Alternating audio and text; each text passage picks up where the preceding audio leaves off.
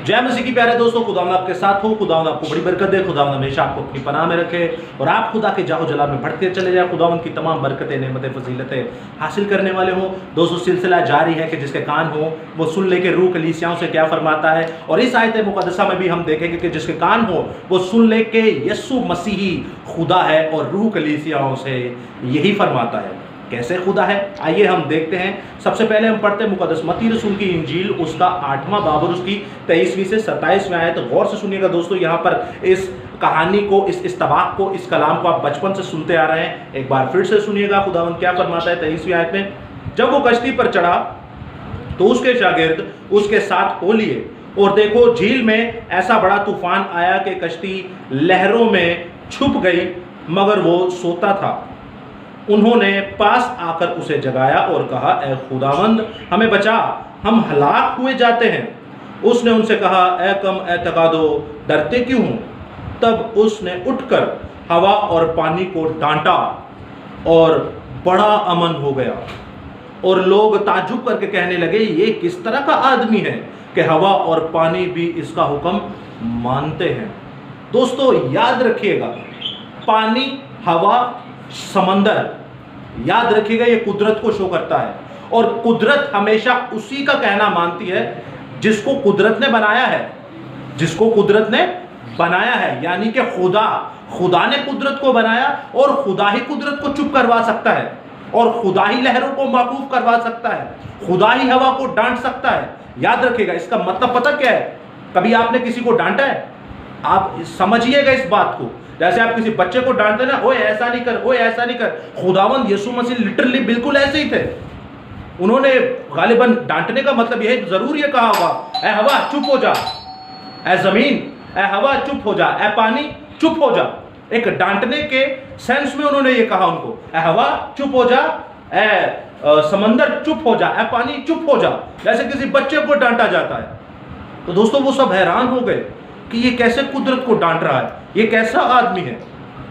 तो दोस्तों आपको पता है ये पूरा सीन पहले ही कलाम मुकद्दस में लिख दिया गया था, ताकि जब ये सारा सिनेरियो हमारे सामने आए तो हम परेशान ना हो। मैं इसीलिए कहता हूँ बाइबल मुकद्दस को पूरा पढ़ें, ताकि हमें एक एक चीज की समझ आए कि खुदावंद फरमा क्या रहा है हमसे, खुदावंद कहना क्या चाह रहा है। तो इस पूरे सिनेरियो को, इस पूरे सीन को आप देख सकते हैं ज़बूर 107 उसकी 26वीं से लेके 30वीं आयत तक आप मेरे साथ देख सकते हैं। मैं आपके सामने पढ़ता हूं।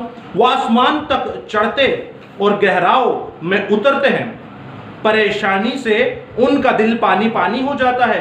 वो झूमते और मतवाले की तरह लड़खड़ाते हैं। ये पानी की बात हो रही है, समंदर की बात हो रही है। और आगे लिखा है, और हवास बाख्ता हो जाते हैं। तब वो अपनी मुसीबत में खुदावन से फरियाद करते हैं और वो उनको उनके दुखों से रिहाई बख्शता है। अब सुनिएगा, ये वही केस था जो झील में हुआ। वो आंधी को थमा देता है। पहले ही ज़बूर 107 में बता दिया गया कि खुदा आंधी को थमाता है। क्यों? क्योंकि खुदा ने ही आंधी बनाई।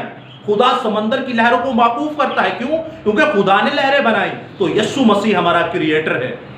याद रखिएगा, इब्तिदा में कलाम था, कलाम खुदा के साथ था, कलाम ही खुदा था और कलाम ही मुजस्सम हुआ। आप इब्रानियों पहला बाब पढ़ें, आपको पता चलेगा जमीन की नींव किसने डाली? यीशु मसीह ने। सब कुछ कायनात में किसके वसीले था? यीशु मसीह थे। आप ज़बूर 46 पढ़े, आपको पता चलेगा खुदा का तख्त अब्दुल आबाद रहे, यानी यीशु का तख्त अब्दुल आबाद रहे। यीशु मसीह ने कुल कायनात को बनाया। आगे पढ़ते हैं, मैं दोबारा से 29वीं आयत पढ़ता हूँ। वो आंधी को थमा देता और लहरें माकूफ हो जाती, तब वो उसके थम जाने से खुश होते। यूं वो उनको बंदरगाह मकसूद तक पहुंचा देता है। दोस्तों ये सारा सिनेरियो पहले ही बयान कर दिया गया था कि ऐसा होगा। तो खुदावंद ने लहरों को क्या किया?